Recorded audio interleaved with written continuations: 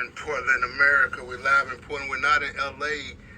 Plans change, things change. We're live. We're in Portland. Big shout out to my boy Cos on the engineering on the board. Got the microphone booming like a firecracker, like a boom, boom, boom. My name is Comedian B.I.G. You know, some of you heard me, some of you ain't. And that's okay. God, give me the courage to flow tonight. And may the gift that I have within come through this microphone. First thing, I want to just say is I'm glad to be here. I'm glad to be in Portland. Portland's a crazy, crazy city. I just want to talk about it first of all because coming from Seattle where the homeless people are off the chain, they're everywhere. Homeless people in Seattle like everywhere. I thought. Until I moved to Portland. Portland got a different kind of homelessness. Some of y'all that have seen me perform in the city, I've touched on this several times, and I just want to open up the show about Portland because Portland's a very rich city, folks. Y'all don't know about Portland, man. Portland, the Pacific Northwest, has got it popping. Until you come downtown and you see the homeless people, and your whole thought of thinking how wonderful Portland is just might change. The homeless people, they are amazing. These are a different kind of homeless people. When I go down, I'm driving down I-5. I just pull over sometime because I am absolutely amazed with what I see. I'm like, if I ever go homeless, y'all come to Portland, you can understand and learn. If you ever go homeless, this is how I want to live. I pulled up one time, I seen a brother, a homeless person. They was on the hill, it was on a slant. I don't know how anybody can sleep on a slant, first of all, okay? I might just wake up and I'm on I-5 by morning time. But that's why I probably understand why he have a fence. This dude had a fence in front of his tent. It wasn't but like 15 feet. It wasn't, no barriers on the outside. It's just that maybe he put that fence there because, if I roll, this fence gonna catch me. I pull over and I say, look at this here. Do you see this? He got barbecue grills. He got lawn chairs. He got couches. It's just mind-blowing. The things I see that the homeless people do in Portland, man. I go down a little bit farther. This person done built a garage, y'all. He done built a garage. I seen a car on this slant in the garage. First of all, how do you drive a broke down car into your garage on a slanted hill, first of all? I don't know, but I'm just trying to figure it all out. Okay, if I ever go homeless, I want to know, these are things that I want to be able to do. I want a garage. I want a garage. I want a barbecue grill so I can barbecue. They give you food stamps. I want barbecue steak, shrimp, whatever I can, chicken, black folk like chicken. Y'all know we like pollo. We like pollo in Espanol. Pollo, we like that pollo, that chicken. We love it. I want to be able to cook some chicken and have the people that drive out I-5 just pull over you got any there for sale, B.I.G? B.I.G, you got any there for sale, man? I'm selling chicken off I-5. I'm just getting ideas from these people. I even seen Hayden Beach or whatever you call it. They have went down to Hayden Beach where the $1 million mansions at and took over. They own the beach, living in $1 million homes. Air conditioners. How do you have an air conditioner and you ain't got no money?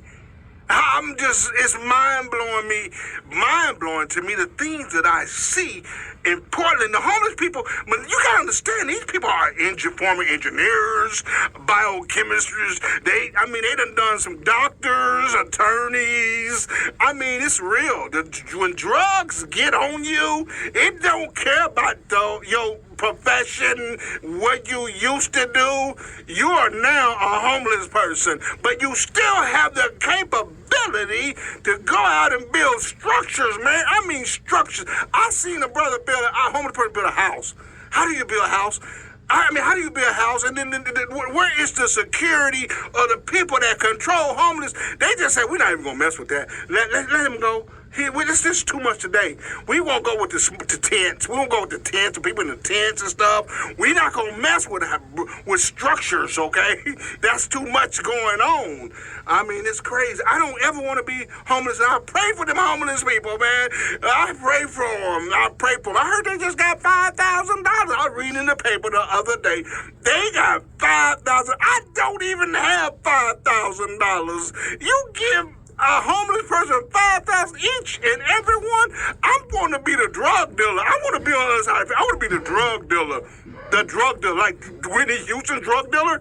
I mean, he came up. She gave up the Benz, the Bentley, the Rolls. I'm going to sell drugs to the homeless people if I got to. I mean, I'm down here at the bottom of the food chain right now. So you got to understand where I'm thinking and where I'm coming from, America. You got to understand. I'm trying to make it through the universe. I'm just trying to make it through the universe and just die and go on and live my life on out into another level. So I just want to touch on, so you come to Portland and you go downtown and you see some people just clowning with guns in their hands and talking to themselves and everything else. Don't be alarmed. Just go on and keep doing what you're doing, what you come here for. I mean, it's everywhere, America. But Portland has a specialty in homelessness. I suggest if you want to be homeless, come to Portland and just scout the area. Scout the area. I think you would be absolutely surprised. Okay? I mean, I'm serious, okay? Bless the homeless people. There's a mental situation going on, right? And bless the mental people, because mental is a serious situation. It's nothing to laugh about, but when you see it, it's mind-blowing, okay? I seen a homeless person. I think he was a pimp. I think he was a pimp. He had 4 chicks with him. And they had bathing suits on. And they had signs say, come over here. We will serve you for $5. $5? $5. We'll serve you. Man, it was crazy out here in America, you know. Well, you know, I want to just talk about the races right now. Some of you might get offended and some of you might understand, but I'm going to give it to you through the MIC, which is called the microphone. Check 1 and check 2. The homeless people, not the homeless people, but the races. First of all, as an insurance agent, I have did this research and I've seen the numbers, so I know what I'm talking about. White people are number 1, first of all. I want you to understand white people got it going on. They booming out here. They got crypto, they got the money, they control everything, right? But white people stealing from everybody. White people don't care about the color no more. They just steal from everybody they can, okay? You get that money. Because green don't have no color. It's green other than that, okay? We don't care about your race and nothing. We just going to rob everybody. Now, number 2 is the Asian people. You go now. They cooking rice and saying, you go now. You know, after pimping y'all out y'all money, black people. Yeah, they become billionaires off your hair product. All them horse weaves y'all wearing. Oh, man, y'all need to just go back to the African natural hair style, man. I'm telling you, making them rich. You know what I'm saying? They teaching their kids how to run cash register and coding and all this wonderful stuff, okay? Now, number 3, and it was a toss-up between number 3 and number 4. But I'm going to get a Hispanic market. The Mexicans are coming up. Juan, Julio, and Jesus. They done jumped off of each other's back. Okay, Juan.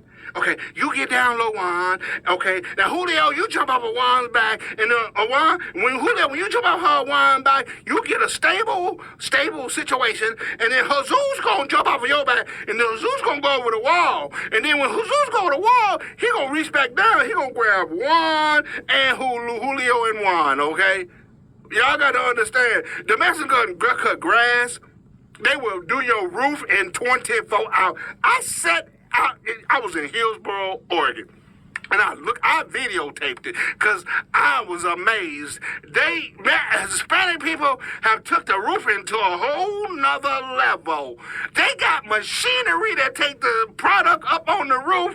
When I was 18, I did roofing. I did commercial roofing. I had to carry some doggone stuff on my back up to a ladder that was 50 feet tall on a commercial building, man. So I know what I'm talking about. So I sit there and look, they got machinery to take that stuff and put it on the roof now. I mean, they were working like Mexicans, making a new roof, sparkling. You can see the crystals off the roof, sparkling. Oh, that's beautiful. Look like diamonds. My God, oh my God. I was impressed when I seen that. That's why, I hired some Hispanic people to come do my painting in my house. I'm not lying, y'all. I hired the Hispanic people. Because I know they come together and they work. They not playing video games. They not smoking crack. They not doing none of that stuff. They are bending over and they working their butts off. I sat there in the doggone my family room, and these Hispanic people was in my house, and they were painting the house, and I was playing this rap music. I thought they liked rap music.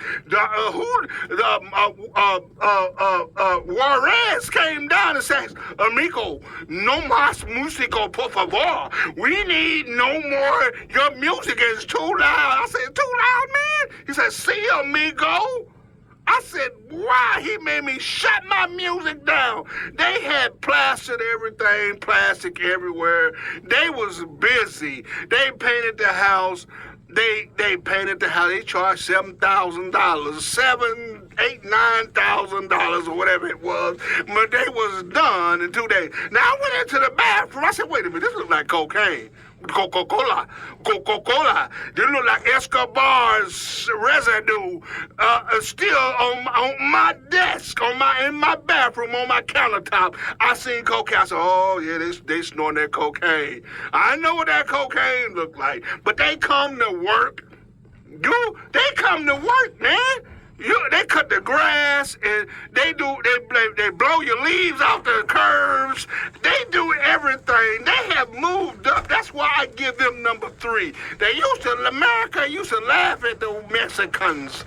Now they be like, these Mexicanos, these Españoles, they muy excelente. They will blow your leaves off the trees, man. Right? I mean, it's amazing what they doing. So I give them number 3. Okay? Mexicans, Spanish people, I love you. Mucho amor. Mi nombre es grande. ¿Comprende? Mi nombre es grande. Un grande negro hombre amigo. I speak to them and they be like, ooh, this brother speaks Spanish here. We can't speak Spanish around here because he knows Spanish. Yeah, I know Spanish, okay? And I have my 9mm sitting there on my lap, letting them know I ain't playing. If anything come up missing, I'm shooting at everybody in the house, okay? But the Spanish people, they do an absolutely remarkable job, America. Native Americans, we can't forget about them. They got casinos and flatbread. Flatbread, what's it called? Flatbread, that bread good is muy bueno. Them Native Americans are coming in at number 4. They coming in number 4 because they got the casinos, which we all go and gamble. You gamble, your mama gamble, your grandma's grandma gamble. We all gamble. Everybody gamble. So they winning. But the white man pimping them too, y'all. He ain't pimping them. He got a contract. I talked to a general manager of a casino. Say, yeah, we pay $10,000 a week or $10,000 a week for this and that. I say, $10,000, $40,000 a month, man. I'm just trying to get $1,000 out of y'all. The white man is winning. He is winning, and he is far ahead of everybody. I'm just letting y'all know, America. The white man winning, okay? Don't care what nobody say. They winning, okay? I mean, Trump getting boycotted in Colorado right now. They don't want him to run for no presidential, no nothing. They own his cooler. That's ass in Espanol. They own him. I said, white people is on Trump? Wow. Man, it's crazy. Now, number 5, number 5 in Espanol. Black people. Black people out here twerking. They twerking. They are twerking every day. They ain't twerking in college, high school, on their job, elementary. They got elementary kids twerking. It's a sad story. Now, we built this country. Are you kidding me? We built this country. How can we be number 5? We won't get life insurance. Oh, no. Man ain't gonna get no life insurance because you know what? Man know that. When he died, that's not his problem, okay? That's your problem, okay? Whatever day he got behind, you got to take care of that. He did his part. He did his job. He's out of there, okay? He ain't looking for no future. He ain't looking to give no inheritance to his kids. For a minimum of $11 a month, you can get you a $100,000 life insurance term policy. Man won't do that. So then we got to do catfish dinners. We got to do car washes. We got to do GoFundMe. Now, if I hear another GoFundMe out here, I'm going to get a gun and just shoot everybody out here. Black people, listen to me, black people. Black people, please, listen to me right now. You people need to wake up and smell the reality of life. Not the coffee. You need to wake up and smell the reality of coffee because you out here spending money on Gucci, Prada, Jimmy Choo, whatever you doing, but you ain't never invested a Lincoln penny. Don't you know Lincoln got his head blown off for you to sign that bill so you can be free slaves? Free? And you out here buying Jimmy Choo, Prada, and you won't even spend a Lincoln penny on a doggone term life policy.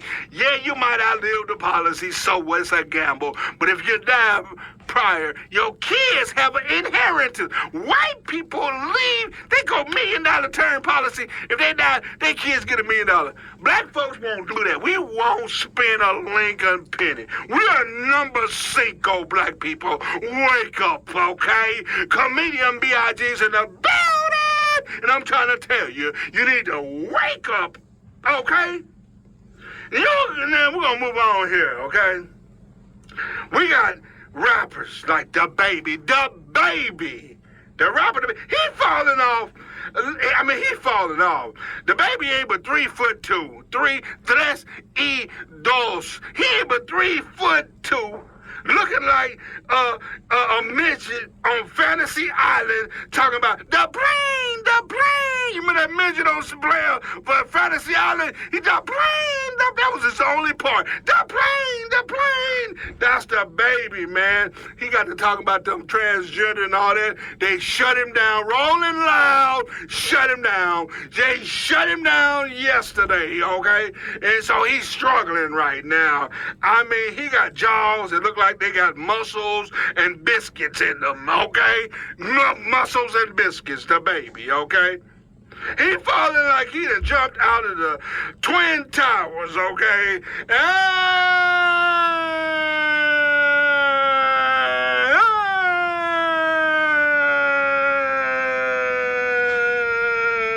Call him the splatter. Because when he hit the ground, the concrete, he gonna splat. Splat, splat! Splat, splat! The baby, you gone, baby. You got female rappers named Sexy Red out here talking about booty hole brown and my booty hole round. Girl, you need to stop. You need to stop it, Sexy Red. Promoting chlamydia like it's a fragrance. And it's a STD. Sexy Red. You didn't go to school? Did you know chlamydia is a STD, girl? You out here talking about y'all got chlamydia. Girl, you need to stop. She all on national TV holding money. The CEO, the owner of the Jets, the New York Jets, took a picture with on the sideline, been holding money. You making our black race look so bad, girl. I want to go through the social media TV screen and snatch your wig off, girl. Snatch that horse wig off. Because that's a horse weave. You know it's a horse weave, right? Horses don't even like you. You better not go around a horse. He gonna bite your ass, okay? I'm just saying.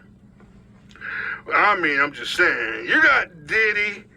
You got Diddy dancing overseas. He's shaking now. He's shaking because the feds done raided his home. They done raided Diddy's home. They found pagers. Diddy, what the hell is you holding on to pages from 1989? Diddy, you a damn fool, man. You a fool. You holding on to pages, flip phones, man. You holding on to flip phones, man. Don't you know? And you got 304s and murder that you done committed. You know, your ass is going to jail, Diddy. You sweating. You know you got some. You canceled your New Year's Eve party because you just know that you going down. When you get to jail, brown on round, like Sexy Brown, booty hole round. Boy, the STD, they gonna give it to Bubba sitting in cell block 9. He's sitting there waiting on you. Yeah, wait, put Diddy in my cell. I'ma break him out real proper, Diddy. Yeah, Diddy, you got some problems going on. I'm gonna tell you, bro. It done finally caught up with you. My boy Tony Thompson, that's my boy from High Five. Kissing games. Tony rode in my back seat. So I pimped him out about knowledge. I said, why is you in my backseat? You signed the Bad Boy Records, man. You going to my independent label artist show. We should be going to your show. Your manager gay. Yeah, you gay. Ken Lock, you gayer than a $3 bill. I need my money back I gave you, Ken Lock. You are invested in your business, and you just ripped me off. So that means you were getting Tony Thompson. Rest in peace, Tony. I love you, Tony. I took Tony to Albertson's grocery store, and I said, he disappeared. He disappeared, y'all. I said, where is Tony? I went to aisle number 7, the medicine aisle. The cough syrup aisle. Tony Thompson is on aisle 7. Drink, open it up, pop, spat, open it up. He's opening up a cough syrup and drinking it on the aisle, getting higher than Michael Jackson on Propel, or whatever you call that, Propel. You know what I'm saying, that drug. He higher than a mug. I said, Tony, you can't do that, man. Give me that package so I can go pay for it. They're going to send us in jail. I ain't going to jail with you. Rest in peace, Tony. From High Five. I love you. I know what's going on. I know what Diddy was doing long time ago. I knew what Diddy was doing. I just never said nothing to nobody because it came from the horse's mouth. You live in Las Colinas, Texas, in a beautiful condo. You ain't doing shows. You ain't got a record out. Diddy to put you on the shelf, but you got a beautiful place. Kid Rock has been going to New York, and he been getting them knee pads. He been going to visit Pete. I know now. He been going to visit Diddy. Diddy was giving him that money, and he wasn't bringing that money back and giving it all back to Tony Thompson. Yeah, it's a dirty game in the music business. I'm just telling you, I know firsthand as an independent record producer, I seen some shit out here. Y'all hear me? I gotta share it. This is it. This is my last album. I'm airing it all out. I don't care right now. I don't care. Tony dead. I can't bring him back. Diddy going to jail. Diddy, you falling off. Your endorsements falling off like the World Trade Center. You're like the Twin Towers. You're crumbling, Diddy. They're going to get you. R. Kelly in jail. R. Kelly in jail. You're going to be his roommate. Y'all together going to have a hot cell. Diddy and R. Kelly in the same cell. Boy, Bubba in cell block 7 and 9 coming to visit you. I just want to let you know. Get ready for it, okay? It's crazy out here, man. I don't know, man. I'm just speaking my mind, and I'm just going through what I'm going through, because we all go through something. Each and every one of us gonna go through something. No, none of us will be just live a life where it's just been smooth sailing like a sailboat on the ocean. You gotta understand that, first of all, okay? You know, you got teachers teaching black youth twerking in school while the Asians teaching their kids how to run cash register. Black people, you make me sick. I'm sick in my stomach right now because you black people should know better. We done built this country and now we number 5. We last on the line, okay? We are in last place, white black people. We not gonna wake up. Yeah, selective black people got money like Denzel Washington. I love you, Denzel Washington. Denzel, you exemplify what a black man should represent. If y'all want to pay attention to Denzel Washington. He's been with his wife for the whole entire career. Most have divorced. Denzel's in there. His wife understands. She is married to a super mega superstar. I mean, like the North Star in the sky. When you go out and look at the sky, you see the North Star shining bright. That's Denzel Washington. She's a beautiful black woman that stayed in her place and wasn't going to bring him down in no kind of way. Unlike Mike Tyson and God Robin Givens. Robin Givens took you on national TV and pimped you out for her well-being and her mother. You sat there, you're the world champion, Mike Tyson. I saw that interview on Oprah. You was a bitch, Mike Tyson. I seen you in Vegas. I tried to give you autograph. You had 2 little Muslims with you. You wouldn't give me your autograph. And no, that was L.A. at the L.A. Pop Awards. Excuse me. I want to get it right. But Mike Tyson, I have no respect for you whatsoever. You let that woman take you on national TV and Oprah and pimp you out. You sat there like a damn fool, like a frog on a log, man.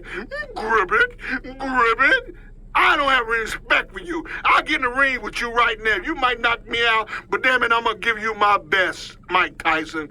But you got pimped out. Robin Givens pimped you out, and she escalated her career into Hollywood through your, you sent her a letter. Yeah, I want to meet Robin Givens. I want to meet Robin Givens. All that bullshit you was doing, she pimped you out. That's a black woman. She pimped your punk ass out. You could be a champion in a heavyweight champion in the ring, but you's a bitch in real life. Mike Tyson, I've seen you one eye to eye. You turned me down. Okay? You didn't know that Corey Dorian out of K104 FM in Dallas, Texas, hooked me up with Don King. Don King called me at 11 o'clock at night.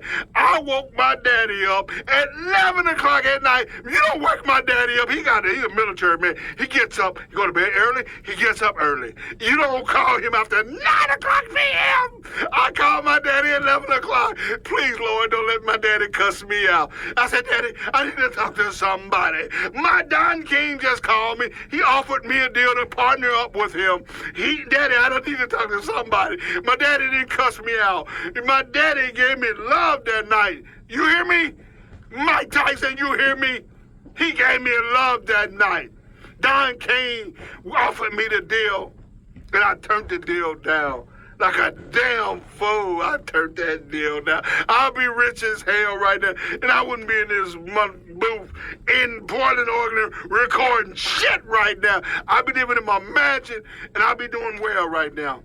Don King, I'm a talker, but Don King is a bad mother flubber.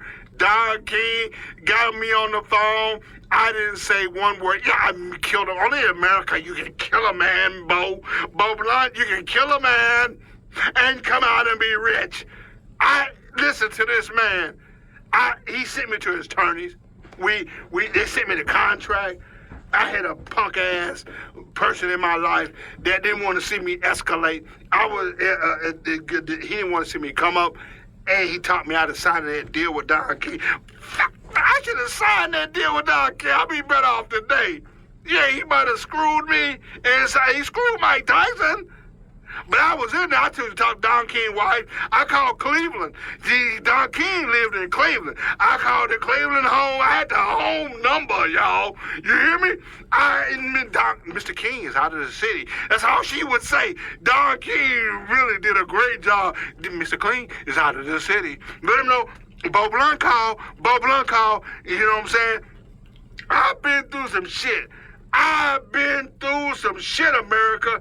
I'm sharing it with you now from my heart. From my heart. Carrie Dorian was a fine son of a gun. That girl was fine as hell.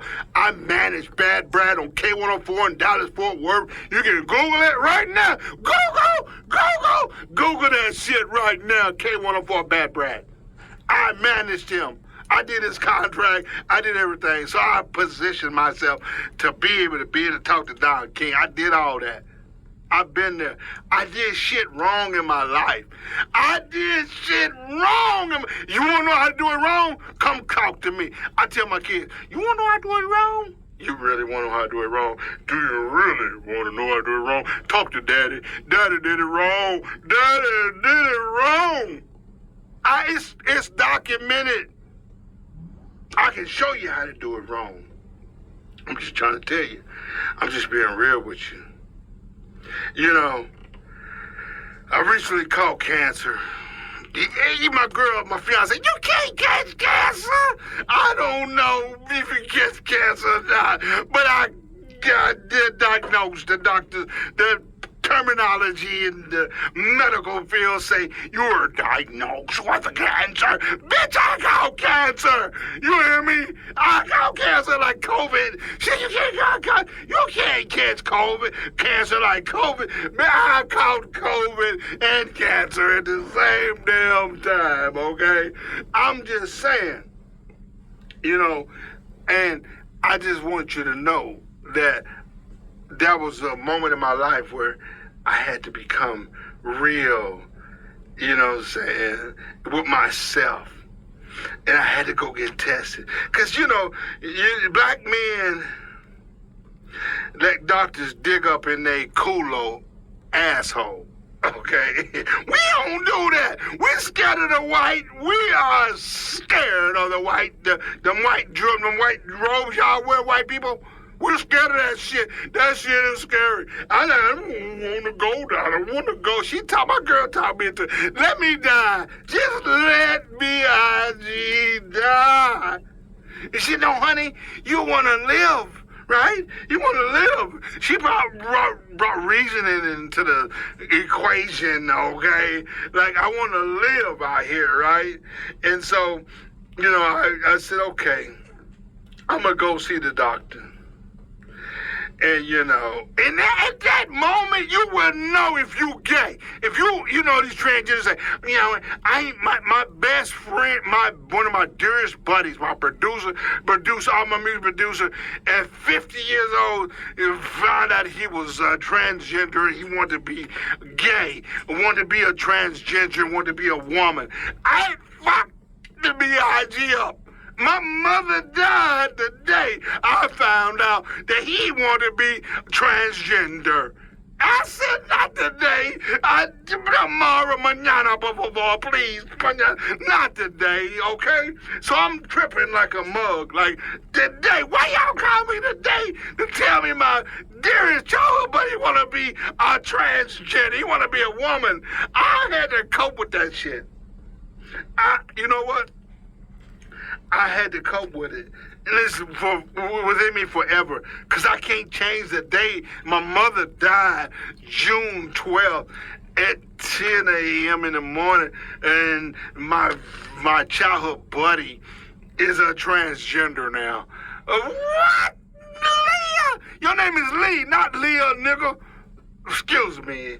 White people, we won't get to that nigger shit. But y'all know about it. You call us niggers. But nigger is a more profound, updated version of nigger. Okay? See, it goes back when I was 15 years old, 13, 14, when my best friend was white. A riot broke out. I went to see him, and I went to see him, we played foosball. Foosball, man! Foosball! I said, I want to play foosball with you, man! We play foosball all the time! And I walked in that club, and the white people say, you nigger, what are you doing here? And they chased my black ass for a mile.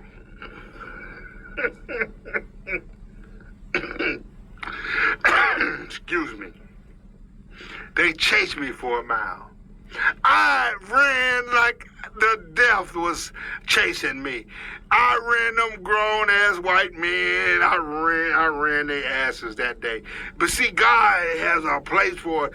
I didn't know one day I'd become a Division I football player, officer guard, where I pull and I run motherfuckers over. Excuse my French. I run your bitch ass over. You hear me? I run your bitch ass over and knock you down and keep running. See, that was all part of the plan, but I didn't know. I ran them that day. Okay? It was a serious situation, and I didn't know one day I'd be going to college on a free scholarship, and every college in America would be recruiting me. Coach Bruce Arians now was at Temple, flew me in. I went into Temple. I took a visit. They took me to meet Dr. J. I love you, Dr. J. Julius Irvin, I love you. I love you, Julius Irvin. You shook my hand. I'm in your locker room. I'm in the private practice. I'm eating your ice cream. I'm drinking your soda pop in the locker room. Moses Malone, Andrew Toney, Bobby, the white boy, I love the white boy, Bobby, whatever his name was. I've seen all of them. I'm in the locker room. I didn't know. You know what I'm saying? I'm just grateful that I had to experience something that most kids wouldn't experience ever. Coach Arians left Temple, went on to be the Cardinals head coach of the NFL. Then which we know him as a Super Bowl winner, Tampa Bay Buccaneers with Tom Brady. And I ran into him at the NFL Combine. I ran into him. I said, Coach, you remember me? He said, yeah. He called me Keith. My middle name is Keith. Keith, B.I.G, I remember you. I'm an agent now, Coach. Well, you been making a lot of goddamn more money if you sign with me. You be in the league. Okay? That all comes from you white people chasing me down that road that day. My mama told me to stay in the house, and I didn't listen to her. And I went up to it was a riot in Wichita, Kansas. That day is on record. White people and black people got hurt, and I still want to go play with my white friend. You feel me? And my life experience is so crazy, it's unbelievable. You know what I'm saying? And I'm just grateful to be here today in Portland to share my story with you remarkable people. Oh, man. We're going to have some areas where we need to cut and whatnot, because we are recording live. I want you to understand, we're recording live right now, America. Now, catching cancer, because I want to go back to it. The lady sent me, I went in there, because I normally I get a man doctor, but God said, Lord, B.I.G, get you a woman doctor, because they're going to dig in your colo. They're going to dig up in your kazoo. So I got me a woman doctor. And she dug up in my kazoo. And she used, I said, you know, she used 2 fingers. I couldn't see what she was doing back there. But I know she put 2 up in it. She said, I'm going to use 2 on him. I'm going to find out if he's one of these guys that been fronting. She put 2 in me and my head hit the roof, hit the ceiling that day. She said, oh, he's a virgin. So I can see her now with her girlfriends. Like, I mean, they drinking wine and she supposed to keep my HIPAA. My HIPAA supposed to be confidential. She's sharing my HIPAA with these people. She's not sharing my name. See, yeah, this big black guy, 6'3", 300 pounds. He come in here. I hit him, girl. I hit him with 2 fingers. You hit him with 2 fingers? Yes, I hit him with 2 fingers. I damn near hit the roof. Oh, he's not gay. He's a virgin? He's a virgin! Yes, lady, I'm a virgin. I am a virgin. I don't take the gazoo in any kind of way. We don't play that. We don't even mess around with 1 finger, let alone 2, Lord. But I want to thank the Asian doctor, because we're going to go back to Asians. They don't like black folks. You go now. I've been in the store. They watch me. Why you watching me? I'm not going to steal nothing. Why are you watching me? They watch black people because we're going to steal some shit. This Asian doctor, 5'2", he's the one that discovered that I had cancer, my PSA was at a level that was like 30. I mean, it was so high. I was like, what that mean? I don't know what PSA mean, but you said this high. I'm scared right now, doctor. Little Asian man. Dr. P, I want to tell you on record, I love you, Dr. P. You saved my life, Dr. P. You sent the medical records out, and you sent them to the people so they can look at my shit and they say, yeah, this PSA is high. We're going to see it in a female doctor, and she going to dig up in your culo. Culo! She B.I.G. grande in Espanol. She gonna dig up in your culo. She dug up in my culo. And I had to take that. If I wanted to live, I like, you know what? I don't want this shit. My fiance was like, she talked me into this shit, because if it would have been me, I already had cancer for 4 years and didn't care walking around here pissing like, God damn, I gotta piss right now. I can't hold my piss. I've been holding my piss a long time. I couldn't hold my piss. That's one of the signs. She sent me. She's like, okay, something going on here. So they did the test and they figured out B.I.G. got cancer. I had cancer. Like, I'm gonna die, y'all. I'm gonna die. I'm gonna die. You know what, God? Lord, have mercy. Lord, I'm ready to die. I've lived a good life, Lord. I got grandkids. My kids got grandkids. My kids got kids, and I'm a grandfather. My life tree is beautiful. It's beautiful because you got a life tree. You have a tree, and on your tree you have branches, and your branches you have leaves, right? And then you grow other. I'm like, my tree is getting full right now. Let me die. You want to take away my shit? Because I can't kazoo no more? What? I know we not. Black men ain't going for that. We just want to die. We want to die before you take away the ski to the wall. Just sweat drop down my balls. To the wall. Just sweat drop down my balls. Okay. Yin yang. Y'all white people, you don't like us as black people, but you love our music. You know that song, yin yang. I was there. Like, damn. There's sweat drop down on my balls. You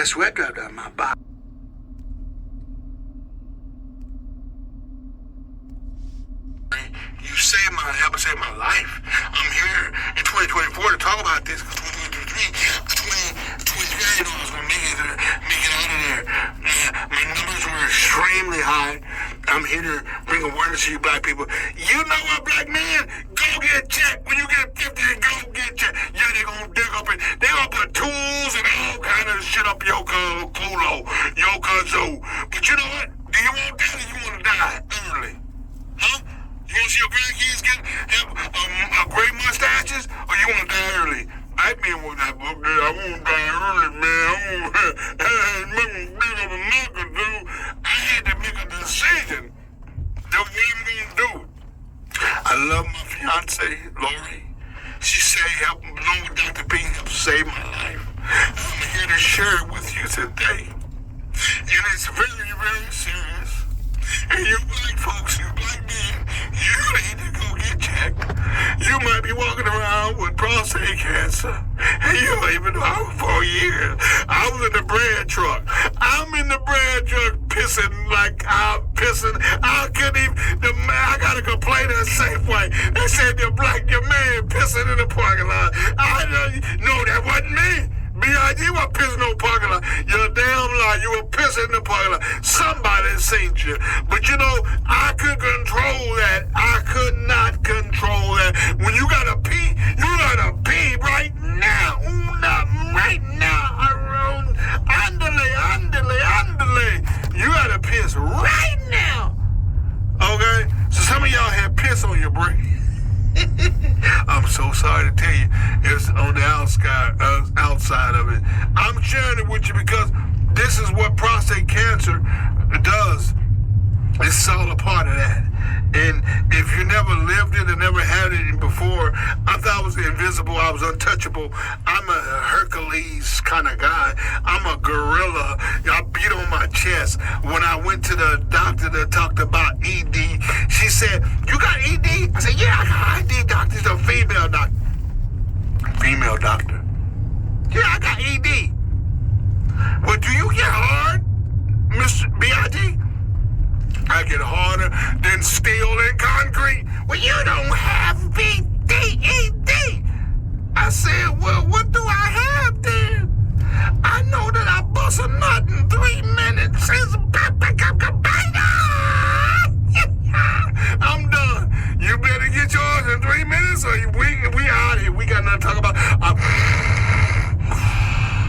I'm snoring after 3 minutes, okay? Okay. So she gave me some shit like called Viagra. I said, doctor, I just want to beat on my chest like King Kong. And I beat on my chest. She looked at me like, oh my God. She was looking at me like, oh my God. She's still talking about me today. This big black guy came in my office. He thought he had ED. He didn't. And he just said he want to beat on his chest like King Kong. She's talking about me today with her girlfriends. Like the doctor that discovered me being a virgin. Yeah, she's drinking wine. And she exploited my HIPAA. You telling people she's not using my name, but she's like, yeah, this big black guy. I mean, I hit him with 2 fingers, girls. I hit him with 2 fingers. He went to the roof in his head. He went to the roof and he came back down. He came back down on the table. God dang it, I'm a virgin. You hear me? We ain't not letting nobody go up there. We have problems with something coming out, let alone something going up. P. Diddy, you'll never have an opportunity to get me. Okay, you might got Tony Thompson. I think you got Tony Thompson, Penny, Puffy. I think you got Tony. Look at him like something ain't right with him. He ended up dying. Find him on the street. They found him dead on the building one day. Tony, bless your heart. I know you went through some things. And like everybody else, Cassie, and everybody else is coming out. John Rule, you're a damn fool. I used to like your music, but my boy said you come out there with a towel on. They're talking about some freaky shit going on out there in that room. Don't go in that room. Boy, you need to stop. You know what? My record label, Blunt Time Records, Blunt Time Entertainment, we were independent in Dallas. We were #1. We sold thousands of records, but I wouldn't sell my soul to the devil. I wouldn't do it. Y'all offered me some opportunity to have the world. I didn't know about the Illuminati. That I was dealing with the Illuminati. I didn't even know what the Illuminati was. We didn't have internet. We didn't have the internet. I just knew that the radio station would send me limos. We were #1. We #1 independent.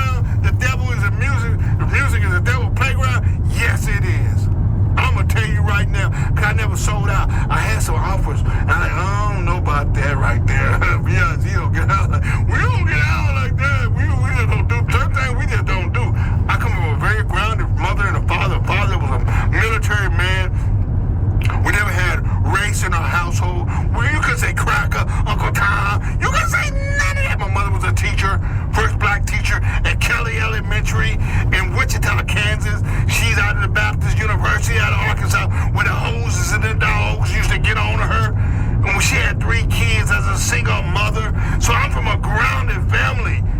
So I never gave up my morals to this music business. So when they wouldn't let me in because I wasn't finished. Cat Williams is telling you the story now. Cat Williams, and y'all watch him and Shannon.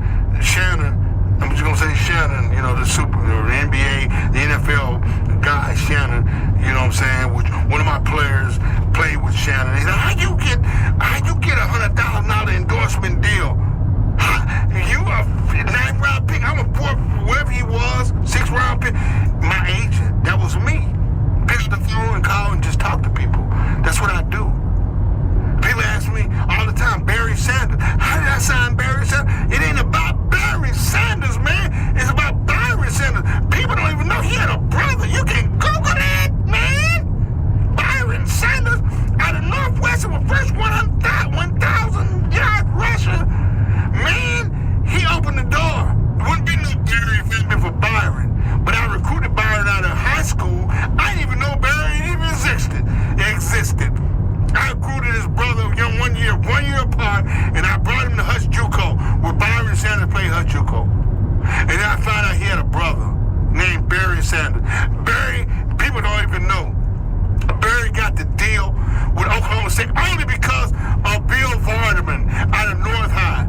Mark Duckins, who opened the door for me in the NFL, my buddy Mark Duckins. We talk about it to this day. Barry wouldn't even got a shot. It was a package deal. When you get Bill Vardaman, you got to sign Barry Sanders.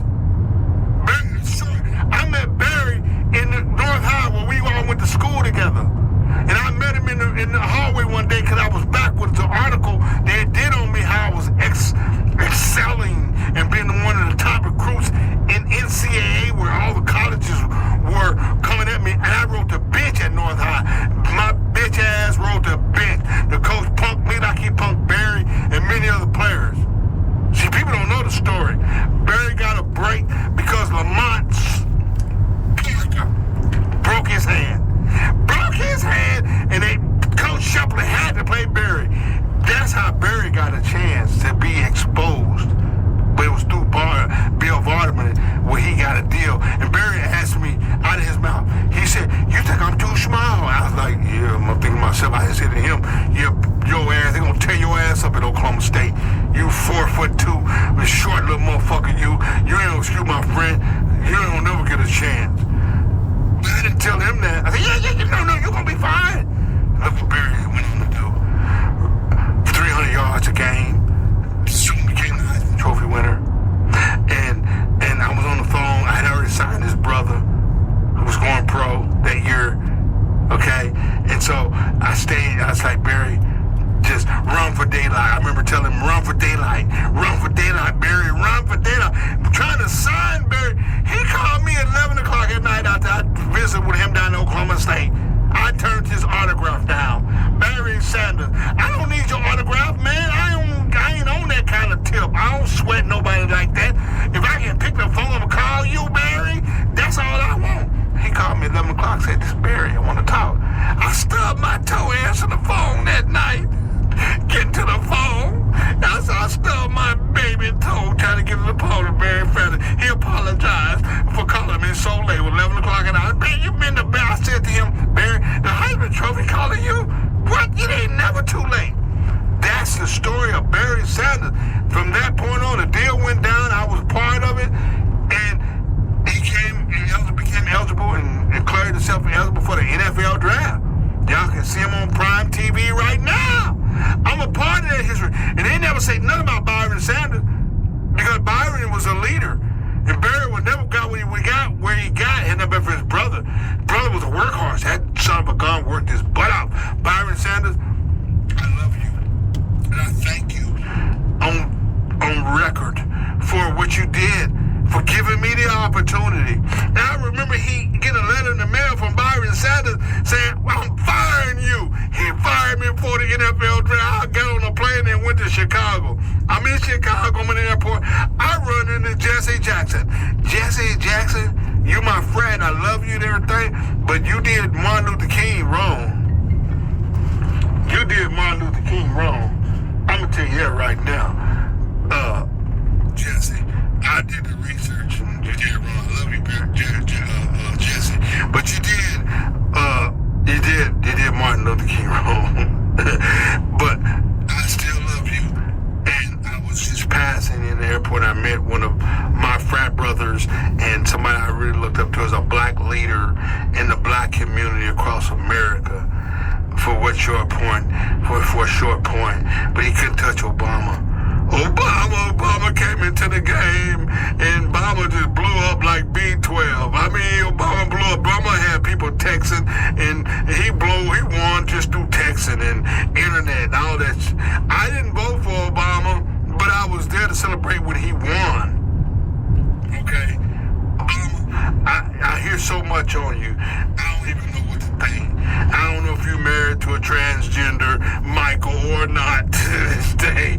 I be hearing said, I don't know what to think about Michael. You slipped and said Michael, when your mother died and left Michael. Who the hell is Michael? Michelle Obama? I don't know. People are lying. There's so much propaganda out here. We don't know what to think. We don't know. I don't know what to think, y'all. But it is what it is. Did you help the black race? Obama being the first black man? I remember being in Spokane, Washington, a small one-barrel park with my son Sebastian. In the 1901, we celebrated a black man making history. Obama. Oh, Barack Obama. And I salute you because you are the first man on history to ever be a black man. And Jesse, your skin tone is too dark, bro. White people is not letting no dark-skinned darky become a president. I talk to my partner all the time, but he light-skinned, I'm dark-skinned. I said, we were slaves back in the day. You would be in the house serving water, and I'll be on the field picking cotton. Would you give me some water? Tim, would you give your boy some water? You drinking cold glass of water. Black folks didn't drink cold glass of water. They pick their cotton from sun up to sundown, y'all. I'm just trying to tell you. And we glad he don't understand. You got your different skin color, and it makes it different to white people. They like light-skinned people. My producer my engineer that's producing this music, this recording right now, he light-skinned. Good-looking brother, bald-headed. He look like Pit Bull. Excuse me. He looked like Pit Bull. The Mexican. He's a good-looking brother. He got it going on, doing his thing. He's blessed. His name is Cos. I met him through his mother, who's dating a black man. Now, to that black man, you got it going on. You met a white woman. I met her in the sauna. In the sauna, y'all. Me and this white woman in the sauna. And God is my witness on my kids' life. I would never thought she would ever date a woman. This white woman looked like a white woman, and then she would never date a black man. When she said she was dating him, her husband was a black man, I still fell off the damn sauna sheet. She step in there. What? I'm looking to meet just a black man. There ain't no black man in Hillsboro. I met this woman. We built a relationship, and I met this black man. I said, boy, you got it going on. I said, man, your wife loved you. You blessed, bro. We're in Oregon. Man. This is a white market, man. Ain't no black people here. When I see a black people, I run up to them. They be less scared when I run up to them. Big black man run up on man, I just want to shake your hand, man. Good to meet you. My name is B.I.G. I'm a black man. Yes, you can see you a black man. I'm good to see another black man in Oregon. Yeah, it's real. That's real like that. We talking about real shit. Man, it's a lot going on out here. My name is B.I.G. You got to get tested, black men, for prostate cancer. And let the music ring, ding dong. Keep the heads ringing like Dr. Dre. Ring, ding dong, ding dong. Keep your heads ringing. Keep your heads ringing. You know what I'm saying? NBA players. We got what's his name? Don't like nobody. Harden, I call him the bearded NBA player. He got a beard, like he's always had a beard. He ain't shaved that beard. That beard might be funky as, no, it ain't groomed and all that good shit. But he walk around with a bearded dragon on his left shoulder. He the bearded NBA player. He got a bearded dragon. He's gripping little baby's ass like a basketball. I seen the video. I don't know what y'all doing out there. I'm not a part of none of that. But Harden, when you look, you never smile. You ain't never seen him smile today. Harden. NFL players wearing jeans so tight, braids down to their ass. What? Nuts screaming like the Fly. Help me! Help me! Help me! Remember the Fly? The movie The Fly? Help me! That's your gonad screaming. Y'all need to give your nuts some air and put some slack in your jeans or something, man. It's too much going on. You're trying to keep the where you can't have babies. You keep wearing them tight jeans. That's gonna do it, you know. Man, a lot going on, man. If we moving on down the road, you know what I'm saying? I want to talk about something that's dear to my heart right now. Snoop Doggy Dogg. Snoop Doggy Dogg rolling down the street, smoking Indo, sipping on gin and juice. Rolling down the street, smoking Indo, sipping on gin and juice. Now I'm in the hotel with Snoop Doggy Dogg for the first time, the Adams Hotel downtown Dallas, and my buddy, my best friend of 14, 15 years of age, he is Snoop's personal driver. So we're in Dallas, I'm in the room, I'm smoking weed with Snoop Doggy Dogg. I look at him, he looked like a greyhound dog. You know what a greyhound look like? I'm like, this is a greyhound. He looks like a greyhound. He's smoking. They passing the joint around. It kept coming to me. I hit the joint and I pass it on around. It came to me, pass it on around. Gin and juice is on the table. I'm tripping. Cause I'm like, this is gin and juice. We're smoking weed. Am I in the video right now? I seen the video. Smoking down, rolling down the street, smoking Indo, sipping on gin and juice. That shit was in my head right now. And I'm looking at Snoop Doggy Dogg, Calvin Brothers, and I'm like, this shit is real here. I'm getting messed up. And it got to the point when the joint, he was rolling joint without blunts. When the joint got to me, it got so high, I was holding the joint and like, I was stuck like Chuck. And I hear his voice say, Big Bizzo, pass the joint, Big Bizzo, pass, Big Bizzo. And that's where the pass tour came from. Snoop, you need to pay me, damn it. And it happened 3 or 4 times. And it got to the point, I'm drinking gin and juice. I said, you know what? My buddy is a professional. I don't want to embarrass him, but I don't know if I can get up off this couch right now.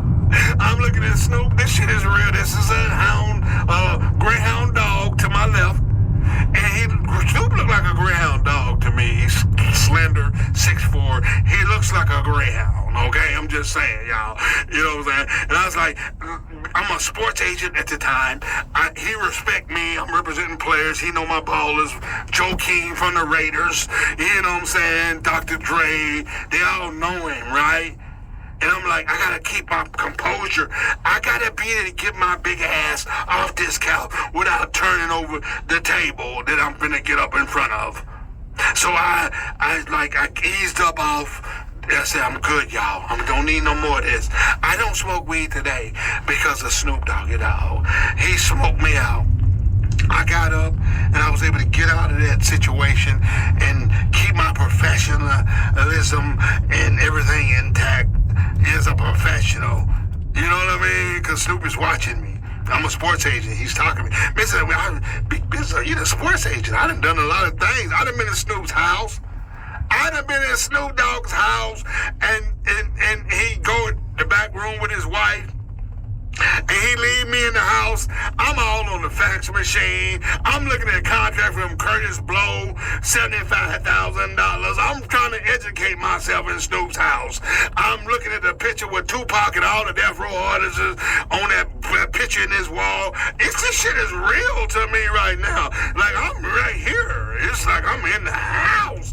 I'm in Snoop's living room. I'm looking at the refrigerator like goddamn eating shit out of the refrigerator. He left me alone. Don't leave your boy B.I.G alone in your house. I'm a explorer. I ain't gonna steal shit because I don't steal. I don't do that type of shit. But I'm going to explore it because I want to know what the hell Snoop is doing. What his contract, $75,000 on Curtis Blow. I don't know if he did that deal or not. But I'm there and I synced it, Snoop. So if you hear this, you finna know I was on your fax machine, Snoop. I did. We're gonna move on fast forward. Snoop comes to Dallas, the Lollapalooza tour.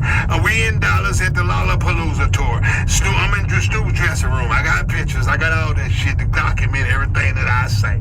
Snoop giving me the red carpet. I'm drinking up his beer, eating up all his pollo. Just chicken for those that don't speak Spanish. I'm drinking it and smoking it. I'm eating. I'm with Snoop Dogg and with my best friend. And I said, you know what? This is what we gonna do.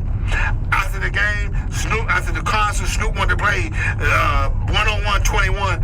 I went out there and played 21 and whooped Snoop's ass. And security guards wanted to jump on me because I'm abusing them. I'm a 6'3", 300-pound brother. I played offensive guard on the line. Bitch, I don't show no mercy, bitch. I'm going to care who you is. I'm going to back you down low and I'm going to get the point. Okay, I'm a baller. I can dunk. I dunked on his ass and everything. Now I say, well, when we get through with this, okay, he loved me because he saw I was a baller then. Snoop got respect for your boy.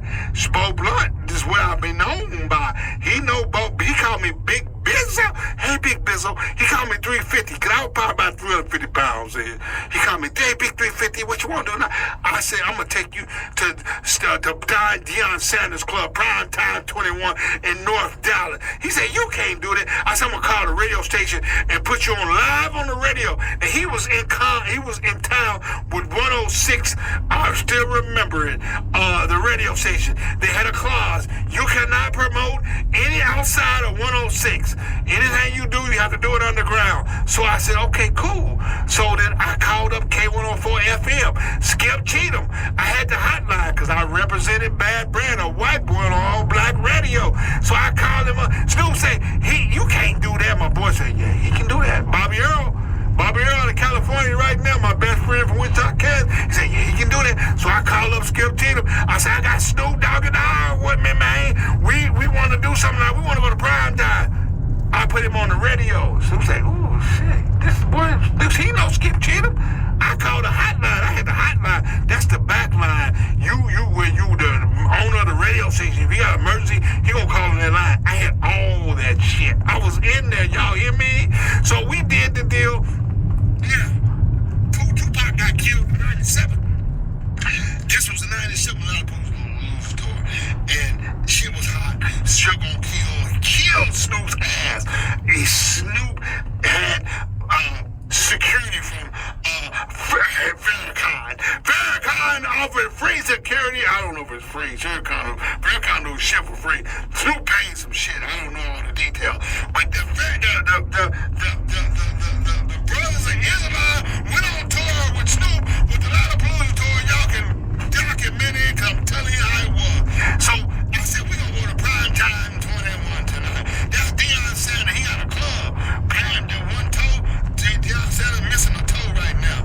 Half a toe or whatever. No, he missing a toe. That Deion Sanders, the head coach of Colorado. So I said, we're going to go there. You can do that. So I take everybody through the tollway 75 up to the club. We get to the club. Steve Harvey's in the club in his gorilla. That 6'8" gorilla bodyguard. They in the club. And so I sent my guy in there to let them know we got Snoop out here. We finna come in, clear the VIP room. I had already called and negotiated a deal. I needed Prime Time's favorite platter, the seafood platter. Man, it had so much good shit on it. All the seafood you want. I said, I need 5 bottles of Peridot. Bitch, I can't afford a bottle of Peridot. But I got 5 bottles for Snoop. We go through there, we hook it up. It's the best night ever in my life, almost, y'all. You know what I'm saying? The radio station had been hating on me. But that night I had the power because I had Snoop. And I told the Islam, don't let nobody through this door without my consent. So the PD, Skip Cheatham, I'm gonna give you your flowers right now, Skip Cheatham, cause you was hating on me and everybody knew you was hating on me. #1 independent label in Dallas, Texas for 5 years, representing Bad Brad on K104. You know what I'm saying?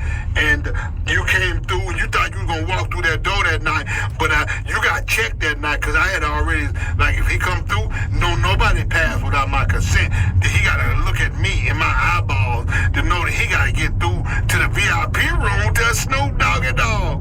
Yeah, you know, Skip, you know what's real.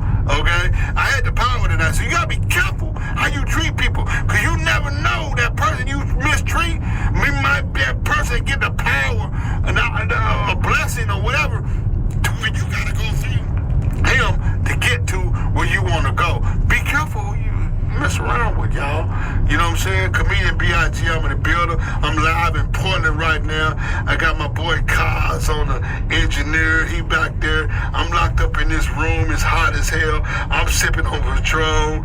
I'm just trying to get my mind right and just share my life story, because this is it for me. This is it. This is Michael Jackson. This is it. Michael Jackson. That was the wrong topic, man. That was the wrong topic, man. This is it, because that was it for you. They killed your ass after that, man. I don't even like to say this is it, because that made me think of Michael, man. Everything he went through. Shout out to Roger Zapp. Roger Zapp, the famous R&B singer that was scared in a $7 bill. I'm doing security in Wichita, Kansas. Roger come through.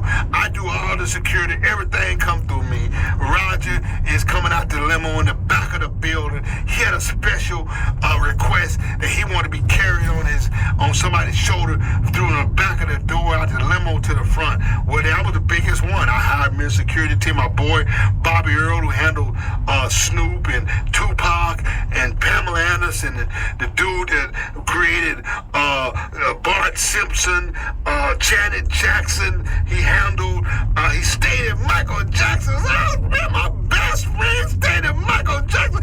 Boy, Neverland, whatever you call that shit, man. He took Janet Jackson to see her brother, and the last time she seen her brother, to the ranch.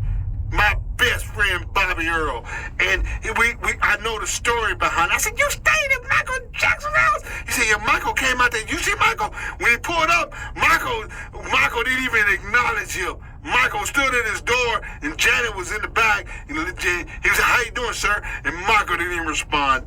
Bitch, you this Michael Jackson? You think you was minding your punk ass? You at the bottom of the food chain. You a driver, man. That's all you are. I'm sorry, Bobby Earl. I love you. You're my best friend. But I'm speaking the truth right now.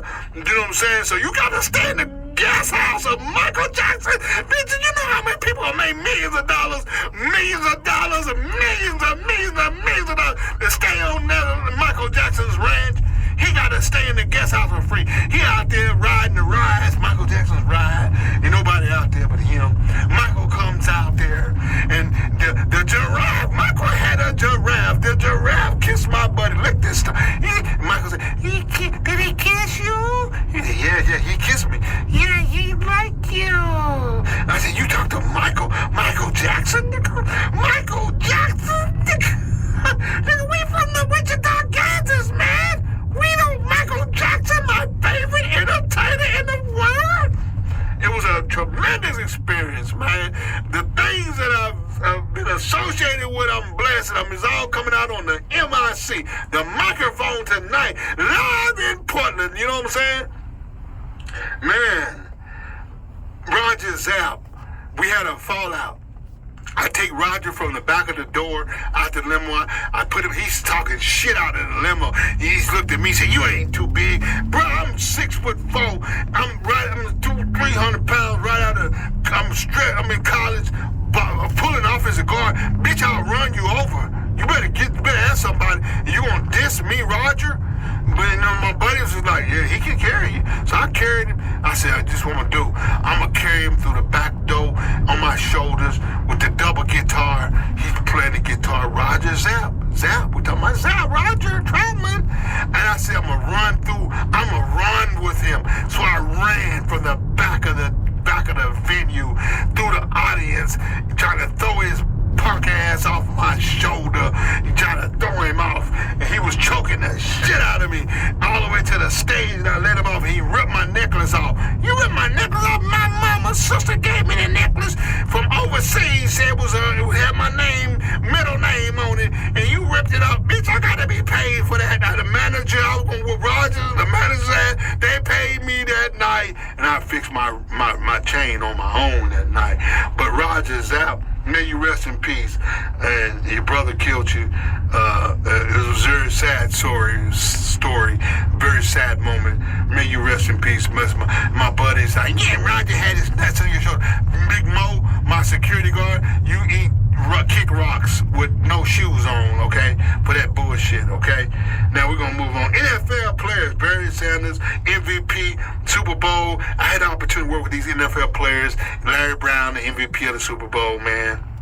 Larry, you'll probably get a copy of this, and we already got an interview. I helped save your career. You went on, you quit. You quit the Dallas Cowboys, man. Jimmy Johnson had you running first string. You called me, said you in hiding out in a hotel, man. Jerry Jones, send me a goddamn check or steak or something, man. He went on to be the MVP of the game in the Super Bowl, man. If I hadn't done my work, you would have never got that Super Bowl, Jerry. Stephen Jones, y'all owe me a steak or something, man. I called the Canadian League trying to place him, and I said, you know what? Boy, you running first string with the Dallas Cowboys. Jerry, if Jimmy Johnson like you, that mean you a baller. He went on back to camp. Story is, goes as he went on to become the MVP of the Super Bowl, 4 interceptions that game. Larry Brown, love you, dog. May your son prosper out of UCLA. We talking right now. Hope you keep me in the loop for blessings, because I need blessings right now. But I love the Larry Brown, Barry Sanders, to ink him and sign him. I had, you know how Barry be Barry a pit on your ass. He'll plant that foot, and he'll go the whole different direction. Everybody missing, hit number air. Barry Sanders, the greatest running back. I know we got some good ones, but don't nobody run the ball like Barry Sanders. We're from the same high school, from the same city, Wichita, Kansas. His brother, me, Mark Duckins, is a group of us. You know what I mean? Now, I think about the female basketball player named Lynette Woodard. First woman to play with the Harlem Globetrotters, man. The first woman to play with the Harlem Globetrotters. My wife's sister, Lynette Woodard. She was cool. I showed her how to dunk. She dunked in Madison Square on national TV in New York. That come from me. She seen me dunking across the street at her house. You can dunk, B.I.G.? Yeah, I inspired her. Give me my flowers now while I'm alive. Lynette Woodard. Still today, the all-time score in women's history of women's basketball. Y'all can Google it. Lynette Woodard, my ex-wife, and my kids' auntie. Now my daughter is with North Carolina State. She's the head trainer. 2 NCAA championships, North Carolina State. We doing things right here. The Blunt family, we doing things. Don't get us twisted, okay? We in there, okay? Being drugged. I can remember being drugged. You know, I think about being drugged. I think about Bill Cosby drugging him. Bill, you's a fool. Bill Cosby, you's a fool to admit you drugged some women. And I can't believe you did that. And I love you, Bill. I ain't gonna lie, but you really messed up there. You drugged somebody. Keep that shit to yourself, Bill. That shit your ass to jail, Bill. And it's on your record for drugging people. But I was in Arlington, Texas. I just got there, and I was in a club that night, and I was drinking, and I'm a big, right out of college. I'm look like Eugene Lockhart, the Dallas Cowboys. Everybody, fans in there that love the Cowboys, was like, Eugene. I said, no, that's not my name. Not my name. No, yes, you are Eugene Lockhart. Buying me drinks. I said, fuck it, I'm Eugene Lockhart tonight. I went to the bathroom. Y'all, don't never leave your drink unattended. Do you hear me? Don't ever leave your drink unattended. I went to the bathroom. That's the only time somebody could have drugged me. I came back. I finished out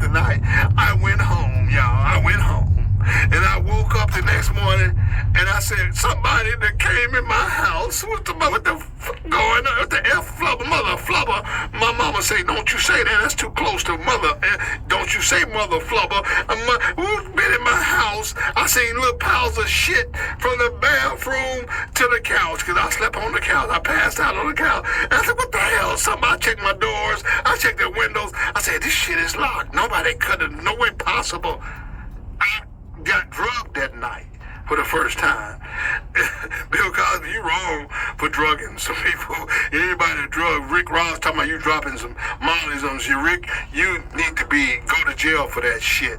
I have total disrespect for you, Rick Ross. Rick Rose for drugging people, first of all, okay? Now, if you experience being drugged, you feel like I feel, but be careful when you go to a club.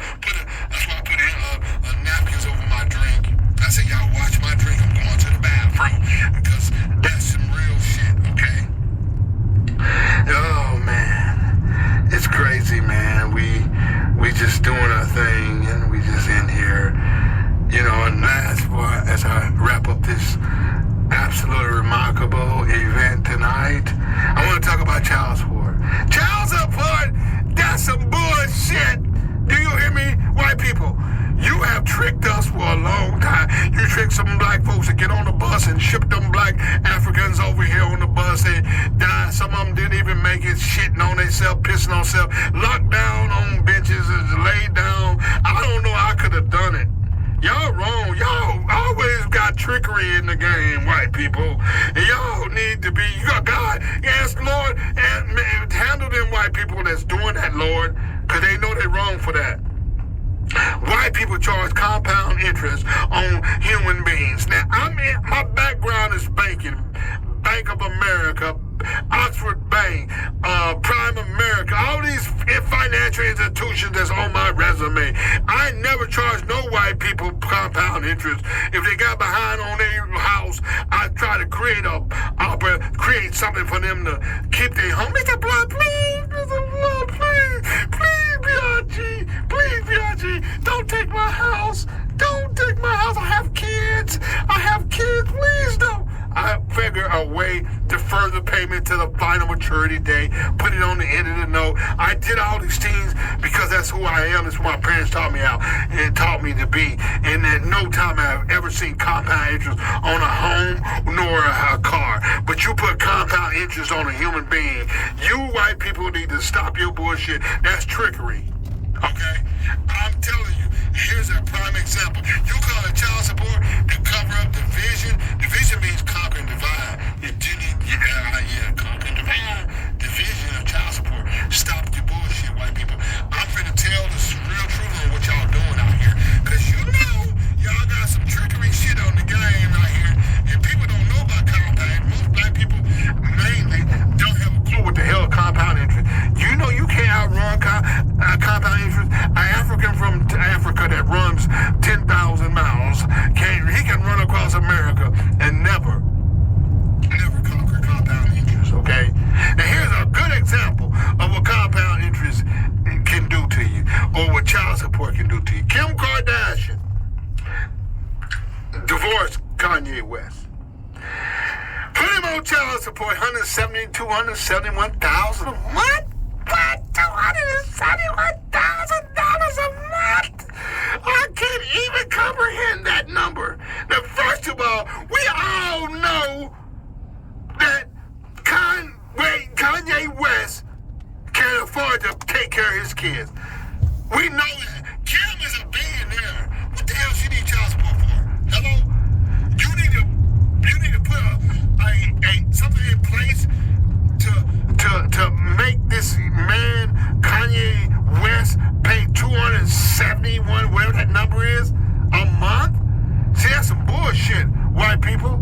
That tells me clearly that it's all about you getting the money, because he can afford to pay and take care of his kids on his own. Y'all need to wake up around here. This shit is real here. Once again, white man has created a damn good trickery like slavery. And that's how black folks got to America for the most part. Man, I want to take a moment to just say mad shout out to David Chappelle. Dave Chappelle is one of the greatest comedian or entertainers of our lifetime. He's absolutely remarkable through the ups and downs. Turned down a $50 million deal because Illuminati was trying to, give him the kazoo. And I just want to say it was a pleasure and an honor to have floor seats in Portland for the Dave Chappelle show, man. I'm tripping out because truly, this beautiful young lady gave me a ticket. I was like, "Was you trying to trick me or something, man? This gonna make me go down here and get embarrassed, and then security drag me out of here. I'm working this show tonight, okay?" So I was very delirious. Everything worked out absolutely remarkable. I'm sitting on the floor. Dave Chappelle's 4-5 rows away from me, and I'm getting to just study his artistical talent. White people, y'all love Dave Chappelle. You love when they say nigga.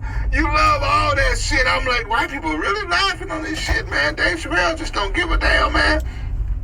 He's one of the greatest entertainers ever to hit the microphone in MIC.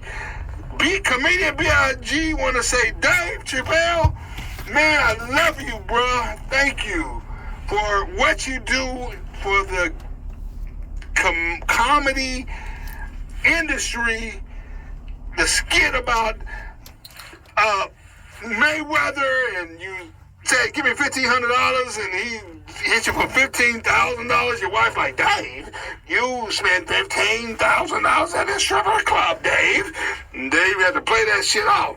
But his whole entire comedy skit or script was absolutely remarkable, and I'm honored to have been present in Portland 2023, December the 7th, with Dave Chappelle. I just want to tell you that everything I've said has been real. It's been a life experience. I'm grateful to share my story. This may be the last album that I ever record. And I'm grateful to be here tonight in Portland. I'm grateful to be alive. I'm grateful to be in the 2024 because I didn't know I was going to make it out of 2023 with cancer. I didn't share it on Facebook, no social media. I took it like a man, like Denzel Washington whooping his ass. Chappelle! Chappelle! He took it like a man. And I thought about him when I was going through those cancer things, and I was in that machine, and I was just me and God. I like, what did I do to be here, Lord? What did I do wrong to be in this cocoon? I'm about to break my elbows. I'm a strong black man. I had to tap out like the MA. I tapped out of that machine. They gave you that little button that hold your hand. Boom, boom, boom. Get me out of here. They brought me out of here. And I needed to finish this course before I go in surgery the following day to know if cancer has went through my entire body. It's in my brain and my bones. And so I was like, Lord, I don't want to wake up the next morning and my balls are gone. I told the doctor, I don't want to wake up and my balls are gone tomorrow. Okay, I don't want no surprises. I don't like surprises. So I had to go back in there it was supposed to be an hour test. It was 4 hours. God was working on me. My God. Some of y'all don't believe in God, and that's fine. But my God talked to me and helped me get through that moment. So all you black men that know that something going on with you, but you're scared to go to the doctor, please go to the doctor, man. Get you a woman, man. Don't get you a man. Get you a woman. And she gonna dig up in your, at least it's a woman that dig it up in your kazoo. My name is Comedian B.I.G. We're live in Portland, Oregon. I got my boy Kaz on the engineer. Man, I'm feeling great. God is good. My life is great. I'm gonna live to see my grandkids maybe have great mustaches. Thank you. Comedian B.I.G. Don't ever give up. Keep fighting the fight. Keep doing the do. Comprende?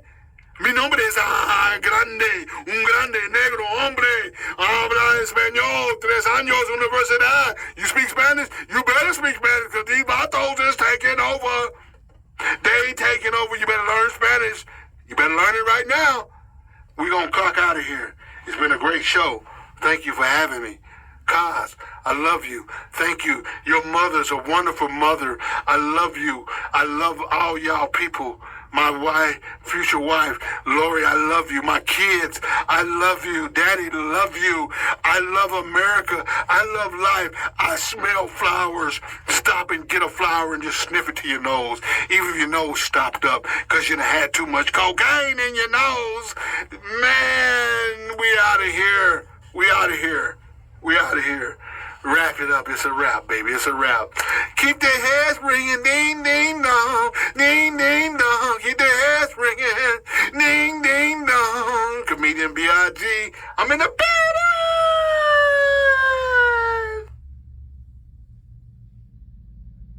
And that is a B.I.G. production.